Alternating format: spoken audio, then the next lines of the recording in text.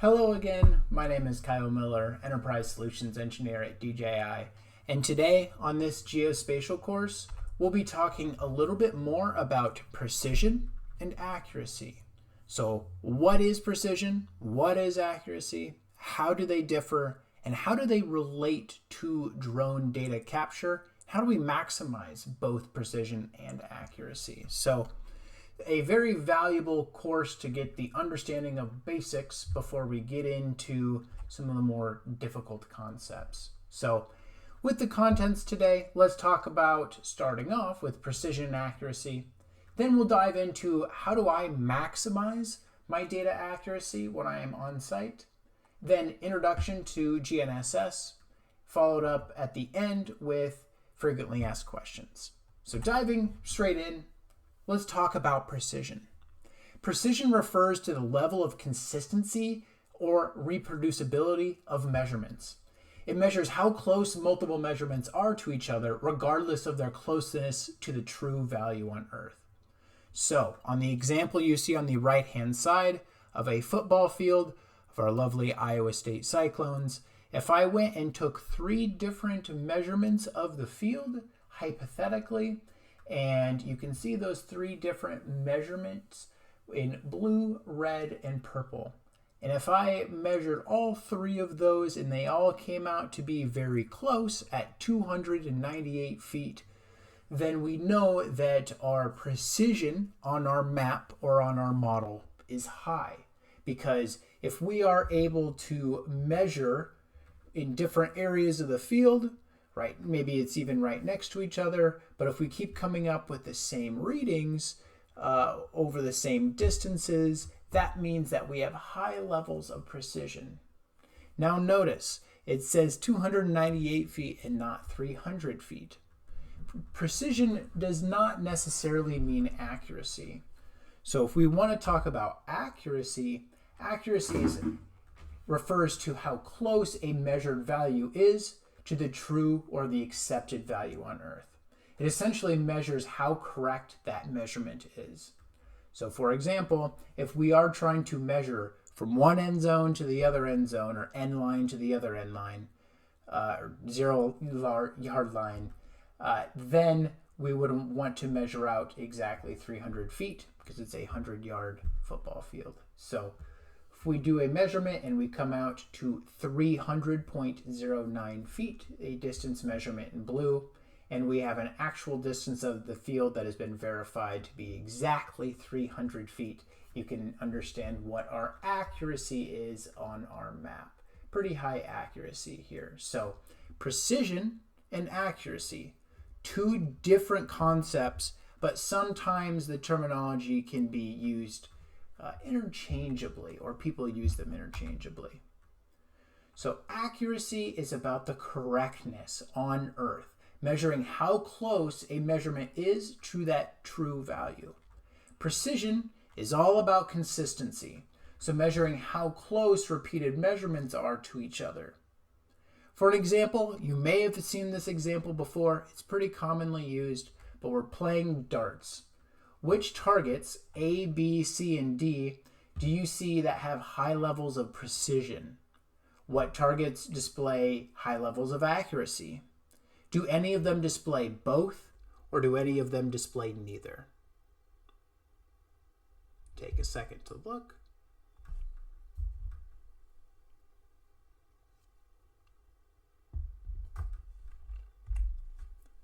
So if we take a look at the darts, number A, or letter A, we have both low accuracy and low precision.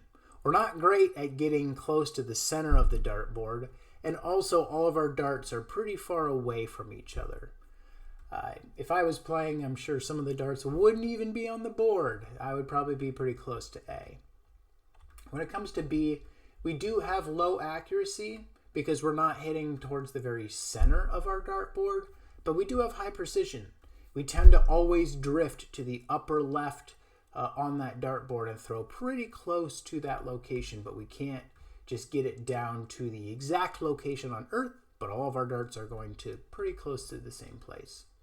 C It's supposed to be high levels of accuracy and low precision. You can see they're pretty far away from each other, really highlighting on C the low precision mode. But if you would average out all of these measurements, you'd have a pretty close to the center of the dartboard. So that's why we're saying that it's high accuracy. And then on D, where we have very close coupling of darts, all at the very center of the dartboard, where we have both high accuracy for the location of our darts and our high precision, so our consistency on where we're throwing those darts.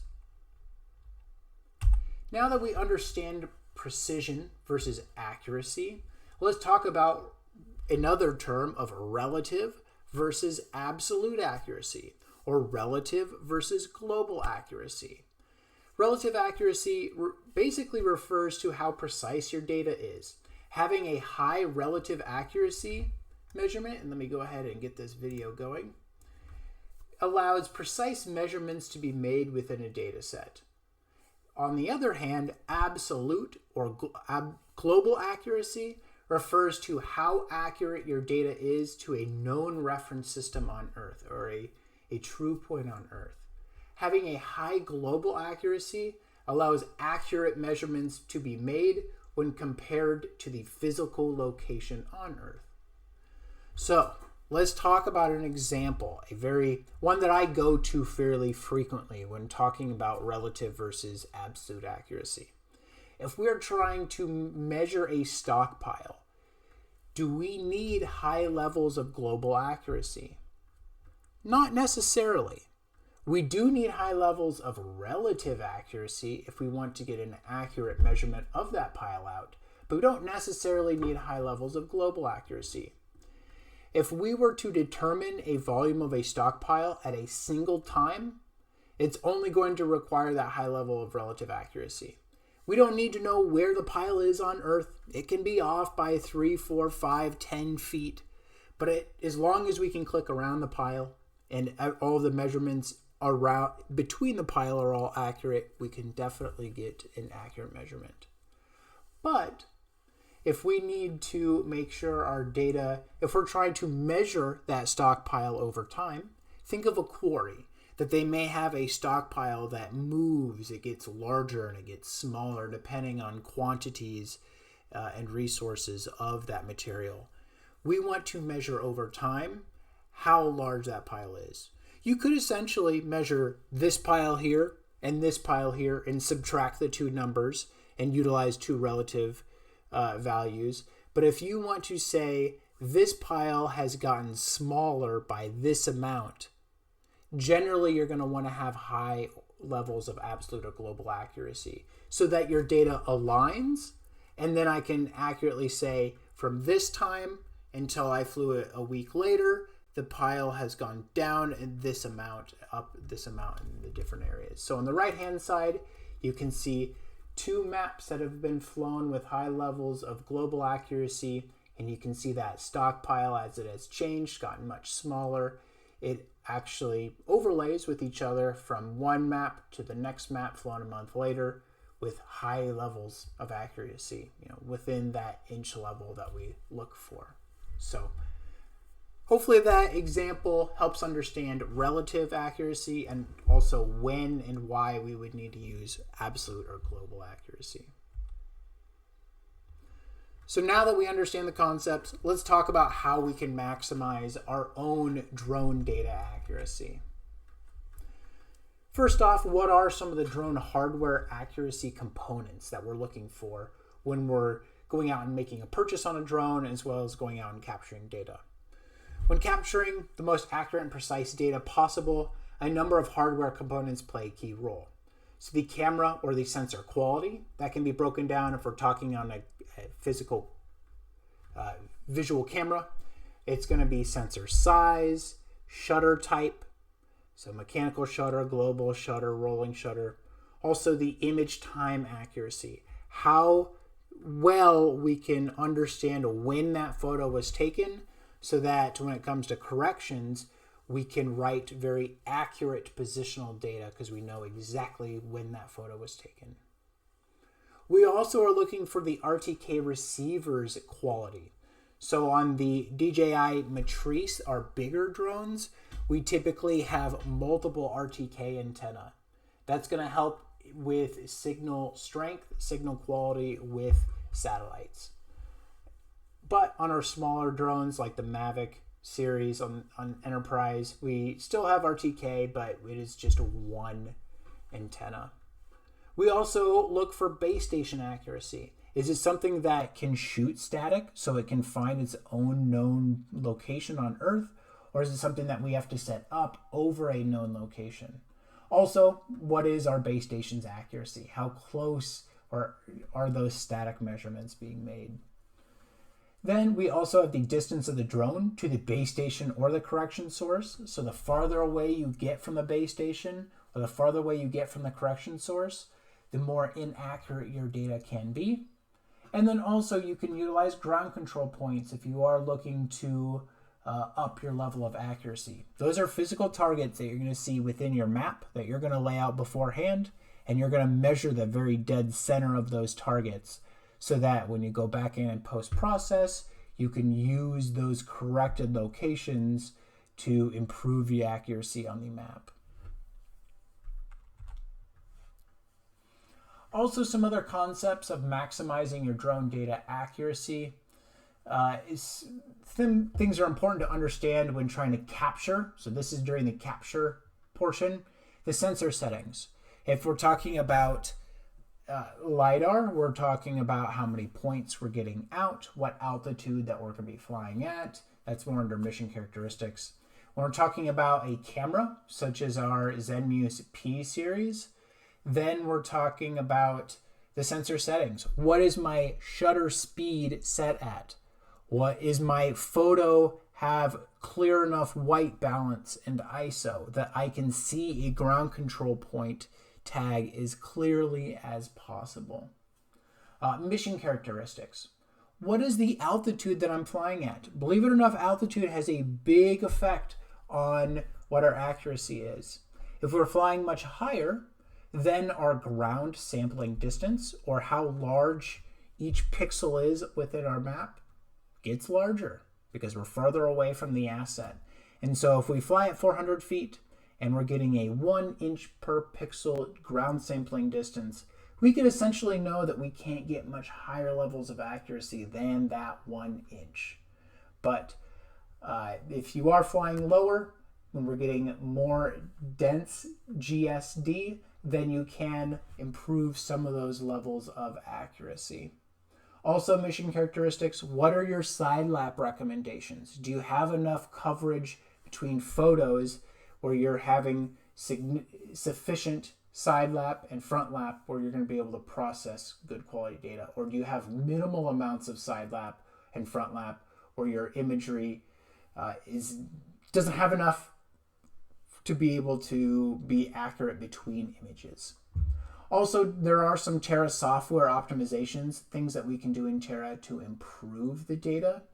And it can also be utilizing specific coordinate systems. Rather than utilizing global coordinate systems, you can get custom local state plane coordinate systems, something that's more tailored to a specific region rather than the whole globe. And then also, if you are utilizing RTK, what is your data link connection quality? Are you maintaining good connectivity between RTKs so that you're getting corrections to that sensor? And then we always need to talk about validating data accuracy, because we can hypothetically talk about how much data accuracy our map should be, but without being able to validate it, we really can't know. The most important aspect of data accuracy is being able to prove the processed data set's accuracy. This can be done utilizing things like checkpoints. Checkpoints are very similar to ground control points, so targets or markers that you can see from your drone's sensors imagery. But they aren't made to improve a map's accuracy. Instead, a checkpoint measures the true location on Earth to compare against after processing that data set. So checkpoints, like GCPs, should be clearly visible from the sky, and easy to find the reference point that you're measuring with a base station. So introduction into GNSS. So, and also talking about accuracy standards. Accuracy standards define the acceptable level of accuracy for maps. These standards ensure that maps meet specific criteria for positional accuracy, attribute accuracy, completeness, and other quality attributes. Different organizations and different industries may have their own map accuracy standards based off of specific requirements and applications. If we're talking about different industries, an example here being many AEC or surveying clients try to maintain an accuracy standard of 1/10 of a foot for global accuracy. When it comes to something like agriculture, when we're scouting, we really we don't need high levels of global accuracy, typically. If we can get within 5 to 10 feet of whatever that problem area is within the field, we can then go back out and reference it and scout it. But when it comes to planting, or when it's coming to harvesting or spraying that crop, a lot of crops are utilizing RTK methods so that they can get that inch level global accuracy to just to help out ROI if you're able to evenly space plants and plant them very straight rows. So there are, depending on not just the industry, but when we look into the industry itself, between different use cases, there can be different accuracy standards. Just something to think about. An introduction to GNSS. Global Navigation Satellite Systems, or GNSS, are a constellation of satellites that provide positioning, navigation, and timing services to users worldwide. They have become an integral part of modern society, enabling a wide range of applications in transportation, surveying, agriculture, telecommunications, surveying, something that we are very dedicated to. There are 4 different groups of satellite systems out there currently. We have the United States version, which is GPS. You may have heard of that before. But also we can connect to GLONASS, which is Russia's satellite or GNSS system, and Galileo, which is going to be operated by the European Union, and then BeiDou, which is China, their global constellation of satellites to help out with corrections. These satellites are going to be continuously orbiting Earth, and they're going to be continuously broadcasting signals containing information about where their location is and what the very exact current time is. Receivers on Earth, so receiver on your drone, receiver on a base station, can pick up these signals, and they allow them to calculate their own position, velocity, and time, and that's a process used trilateration. So trilateration involves measuring the time it takes for signals from multiple satellites to reach the receiver. And by comparing those times, so on the right-hand side, you can see satellite 1, satellite 2, and satellite 3. By comparing the time it takes to get to the receiver and knowing the location of these satellites with accuracy, the receiver can determine its own 3-dimensional space, so understanding where it must be on Earth. The more satellites you have connected, the more references then you would have to have a better location accuracy. So a data global accuracy typically ranges from 2 to 20 meters, but that's where you're going to utilize something on the ground to reference to if you need higher levels of accuracy than 2 to 20 meters. There are a number of sources for GNSS error. Why do we have such a large data discrepancy of 2 to 20 meters? Well, that can be a number of different things. It can be atmospheric conditions. All of this measurement has to be sent through the ionosphere, through the troposphere, and be sent down. And that can cause just small little refractions and delays that then cause error or inaccuracies. We also have multipath. So these signals can bounce off of things, and then you pick them up and have an inaccurate understanding of where that drone or where that receiver is. We also have signal attenuation, receiver error, so something that the base station on the drone or the drone may have errors in logging, and then also just the satellite location and the timing errors of some specific satellite. If you have an error on the satellite, you're obviously going to have errors on the ground. Multiple sources for error can cause more data inaccuracies. These just kind of pile up how many different types of errors we have. It can also make troubleshooting your data inaccuracies much more difficult when you have multiple avenues of data inaccuracy. And here we are at the end. You may have a couple questions as we've talked about precision accuracy, global accuracy, as well as GNSS and what those accuracy standards are. So some of the frequently asked questions that we do see: how can I know during capture that my data is accurate? Overall, there really is no guarantee that the data is accurate until after processing and utilizing checkpoints. There are ways that you can focus on minimizing those sources and sizes of errors.